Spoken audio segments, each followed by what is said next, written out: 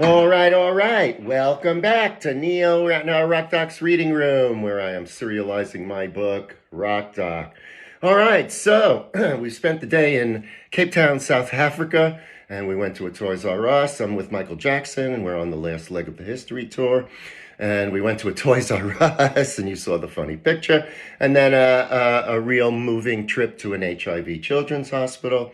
And now we're back at the hotel. Michael and I are talking, and we're getting ready for the first concert. He's telling me that he hasn't slept. I know that.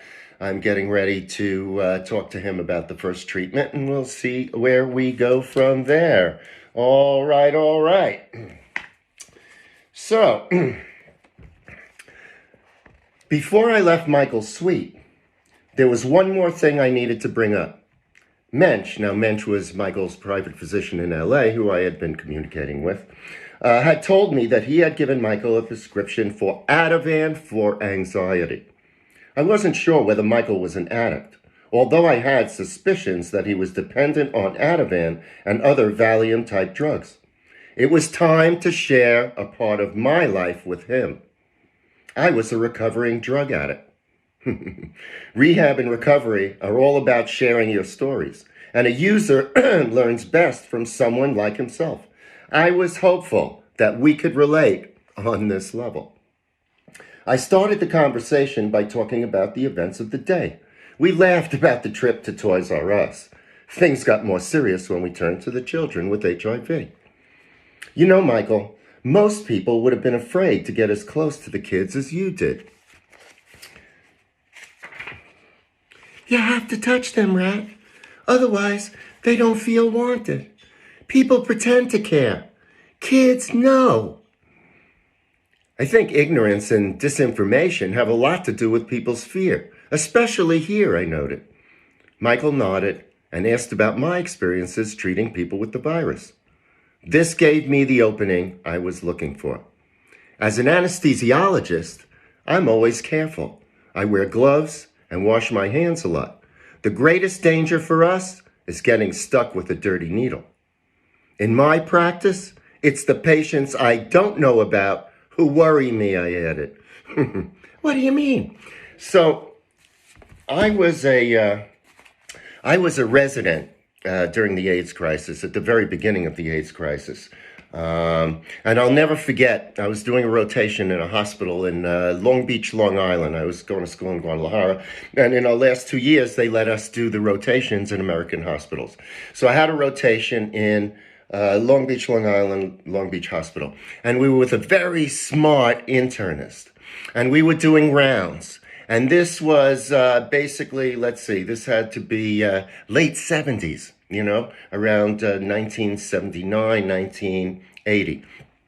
And we did rounds, and the internist specifically stopped at 4 particular patients. And they were all young men, and they all had something called Kaposi's sarcoma, which was something you never saw. It was something in a textbook. And now all of a sudden, here were 4 patients with it. The internist knew something was up. It was before the medical world really knew about HIV and AIDS.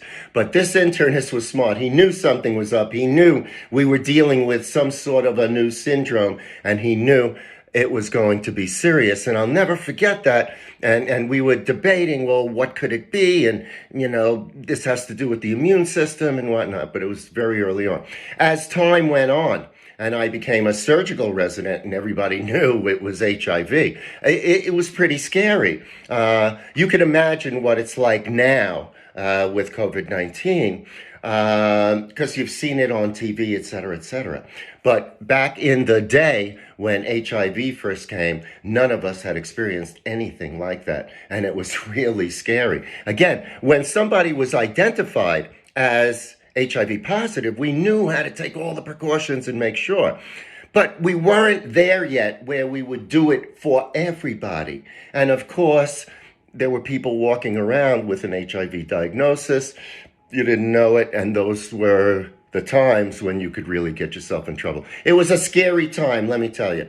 So I could totally relate to what's happening now with COVID-19. All right, let's continue. Got off the track there for a minute, but I thought that was important to talk about. All right.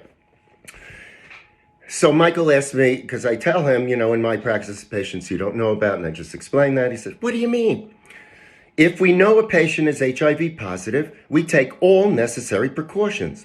But when a patient hasn't been tested and looks perfectly normal, you can tend to be cavalier and not be as careful. He listened with interest. Actually, Michael, there's another disease that's a bigger problem for anesthesiologists. Really? What's that? Drug addiction. Michael got quiet. We have the keys to the candy cabinet, I continued. He laughed. Every so often, you'll hear a story about an anesthesiologist found dead in a hospital bathroom with a needle in his arm. Anesthesiologists live in a world with moments of terror and hours of boredom. It's not for everyone. Michael was smart. He could see where I was going. You rat? Yeah, me, Michael. Not quite that bad. Obviously, I didn't die. I got addicted to narcotics and ended up in a rehab. It was 8 years ago, and I'm one of the lucky ones. I worked hard. I went through a program and years of therapy, and I watch myself carefully. I understand why I became addicted, and I never want to go back there. All right. So at some point, as we go through the book, I will talk about my addiction more and more. But just basically, I got addicted to fentanyl. I'm sure you've heard of fentanyl, and this was before anybody knew what fentanyl was. But fentanyl is a narcotic that anesthesiologists use in every case. This is our narcotic of choice, actually, because it's very short acting. You need very, very small amounts. And at any rate, what happened was, I had a background in drugs from the music industry. A resident friend of mine during anesthesia residence said, hey, man, did you ever try fentanyl? I said, fentanyl? Yeah, great. I tried it, and eventually I became addicted to it. I almost killed myself. I ended up going to a rehab in Arizona called Sierra Tucson.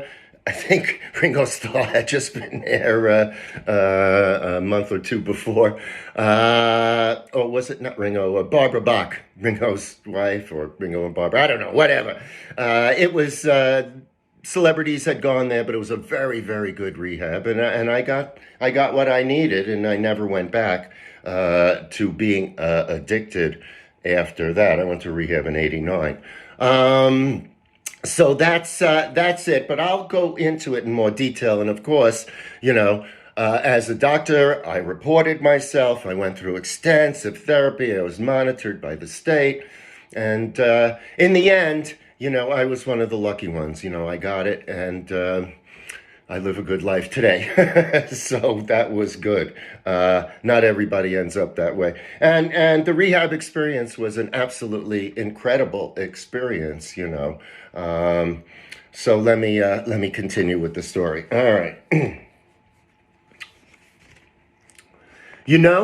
I thought I was clever. I really didn't get it. Even at the beginning of rehab, I was still totally in my head, explaining away any feelings that came up in my heart. The counselor asked me, so Neil, where did your best thinking get you? My best thinking had taken me to the depths of addiction, all the while deluding myself into believing I could handle it. After all, I had a very good practice, went to work every day, and nobody knew, or so it seemed to me. Actually, I looked like death warmed over. I was barely holding it together, and everybody knew something was wrong. As they say, denial is not a river in Egypt. It's the hallmark of the disease. It took time, but eventually I got the message. I had said enough. I hoped we could start a conversation about drugs and addiction in the future. All I wanted to do right then was to convince him to give me the pills. Michael, I want you to give me the Ativan. I promise I'll give you one if you need it, but I have to make sure you don't inadvertently take one before the treatment tonight. He didn't say anything. I could see he was thinking about it. He got up and went into the bathroom. He came back with 2 vials of pills. Okay, here. There was no way to be sure that he had given me all the bottles. I'd have to watch him carefully. The important thing was that he knew I was aware of his problem. He also knew that as a recovering addict, I would know from personal experience if he were high. All right, so that's my story.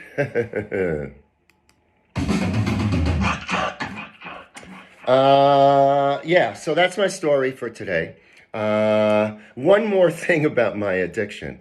I ended up, when I came back, I had to go to meetings. And I had to get a sponsor. And I'll tell you a really crazy story, but it has rock and roll connections. Well, I'll tell it to you now. So I go to a meeting, I hear a guy talking, I need a sponsor, I really like the guy because there are speakers at the meetings, and I go up to him afterwards and I say, hey, would you be my sponsor? And he says, well, sponsor, I have a lot of other. Long story short, he becomes my sponsor, English guy, don't know who he is, turns out Chris Stamp. The manager, he was the manager of The Who. He had track records for his son, Jimi Hendrix. At any rate, Chris was very important to me. He helped me tremendously. Unfortunately, he's not around anymore.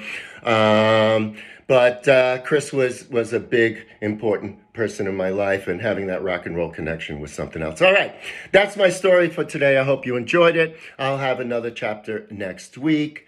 You know where to find me everywhere else. iHeartRadio, DST, Facebook, Spotify. And that's it. All right. Have a great week. I'll see you soon. And you know what I always say. Always keep on rocking. Bye now.